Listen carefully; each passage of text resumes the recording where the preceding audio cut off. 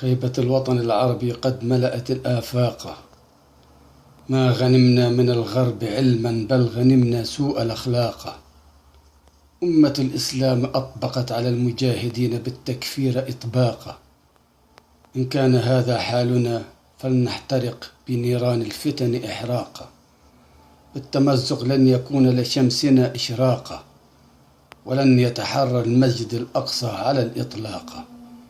حتى البهائم على حالنا بكت إشفاقا. لا زلنا بالتمزق والتفرق نزداد إغراقا. أمة نامت متى تستيقظ وقد ضاعت فلسطين والعراق. عروبة بالجهل زادها الجهل إرهاقا.